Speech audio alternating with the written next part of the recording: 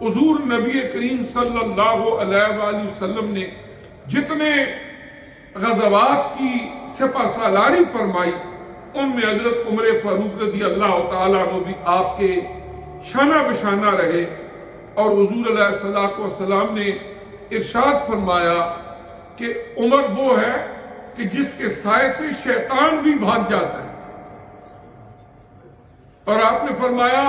انا خاتم النبیین لا نبی بعدی، میں اللہ کا آخری نبی ہوں، میرے بعد کسی نبی نے نہیں آنا۔ لیکن اگر بعد میں کسی نبی نے فرض محال آنا ہوتا تو وہ عمر فاروق ہوتا۔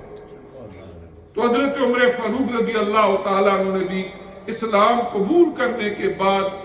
حضور علیہ السلام کے وصال مبارک تک،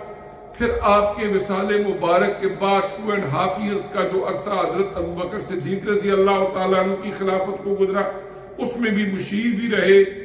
اور خدمات بھی سر انجام دیتے رہے۔ پھر 10 سال تک آپ نے خلافت کے امور کو بھی سر انجام دیا، اور آخری وقت تک حضور علیہ السلام کے ساتھ اور آپ کے دین کے ساتھ وفاداری کی۔ اور ان کا 26 ذو الحج کو نماز کے دوران ابو لولو فیروز ملعون نے آپ پر قاتلانہ حملہ کیا، آپ زخمی ہو گئے۔ اس کے بعد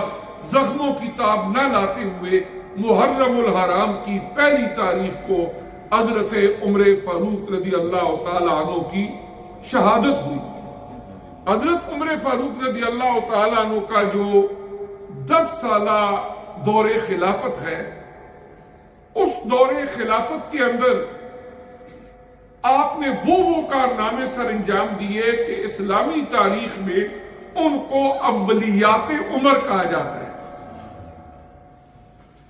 علامہ شبلی نعمانی نے الفاروق میں اور دیگر بہت سارے لوگوں نے حضرت عمر رضی اللہ تعالیٰ عنہ کے جو احوال و واقعات قلم بند کیے، ان میں کچھ کام وہ ہیں کہ جن کو اولیات عمر کہا جاتا ہے، کہ حضرت عمر رضی اللہ تعالی عنہ کی خلافت سے پہلے دنیا کے اندر یہ باضابطہ طور پر کام رائج نہیں تھے۔ ان میں سے ایک یہ ہے، آپ نے باضابطہ طور پر بیت المال کا نظام قائم کیا، یعنی جو لوگ عطیات صدقات دیتے تھے اس کا باضابطہ طور پر ایک نظام قائم کیا۔ اس کے بعد مردم شماری کا باضابطہ نظام قائم کیا، اور معاشرے کے اندر جو لوگ غریب تھے، یتیم بچے تھے، بیوہ عورتیں تھیں، نادار تھے، مفلوق الحال لوگ تھے، ان تک ان کی ضرورت کی کفالت کے لیے ان عطیات کو پہنچانے کا ایک باضابطہ محکمہ قائم کیا بیت المال کا۔ یہ حضرت عمر فاروق رضی اللہ تعالی عنہ کی دور کے اندر ہوا۔ پھر یہ جو ہمارا اسلامک کیلنڈر ایئر ہے، اسلامی تقویم ہے، اس کا جو باضابطہ آغاز ہوا وہ بھی حضرت عمر فاروق رضی اللہ تعالی عنہ کے دور میں ہوا۔ یہ تو ہم سب جانتے ہیں، قرآن میں بھی اللہ نے فرمایا کہ 12 مہینے ہیں۔ ان 12 مہینوں کو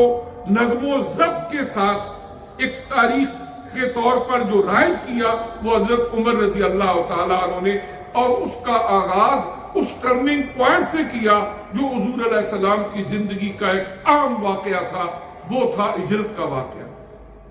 کہ 13 سال مکہ مکرمہ میں رہنے کے بعد جب حکم الہی ہوا کہ آپ صلی اللہ علیہ وسلم اور جملہ اہل ایمان وہ یہاں سے ہجرت کر کے یثرب جائیں اور وہاں کو مدینۃ الرسول صلی اللہ علیہ وسلم کا رتبہ ملا، تو وہ ایک ایسا موقع تھا کہ اس کے بعد اللہ تعالیٰ نے دین اسلام کو عروج عطا فرمایا، فتوحات ہوئیں، دین اسلام پھیلا، فوج در فوج لوگ دائرہ اسلام میں داخل ہوئے۔ اس لیے اس کو ہجری سال کہا جاتا ہے کہ اس کا جو آغاز کیا گیا وہ حضور علیہ السلام کی ہجرت سے کیا گیا۔ پھر اس کے بعد جو باقاعدہ طور پر کورٹس بنائی گئی، عدالتیں قائم کی گئیں، آپ نے قاضی مقرر کیے، عدالتیں بنائیں، اور باقاعدہ طور پر ان کو اسٹیٹ کی طرف سے وظیفہ دیا جاتا، اور وہ بحیثیت جج، بحیثیت قاضی خدمات سر انجام دیتے۔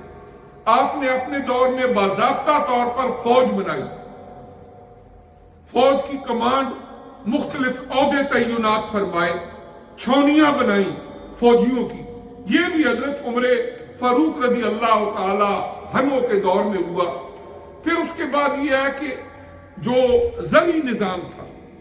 چونکہ سلطنت پھیل چکی تھی اور کابل سے لے کر ایران تک، اور پھر اس کے بعد حضور نبی کریم صلی اللہ علیہ وسلم کی اگی وصال مبارک کو چند دہائیاں ہی گزری تھیں، اور وہ جو روم تک جو ہے وہ مسلمانوں کی سلطنت پہنچ چکی تھی، اور روم اور ایران یہ اس زمانے کی سپر پاورز تھی۔ رومن امپائر اور پرشین امپائر یہ اس زمانے کی دو بڑی بڑی سپر پاورز تھیں، اور ان دونوں کو شکست حضرت عمر فاروق رضی اللہ تعالیٰ عنہ کے دور میں ہوئی۔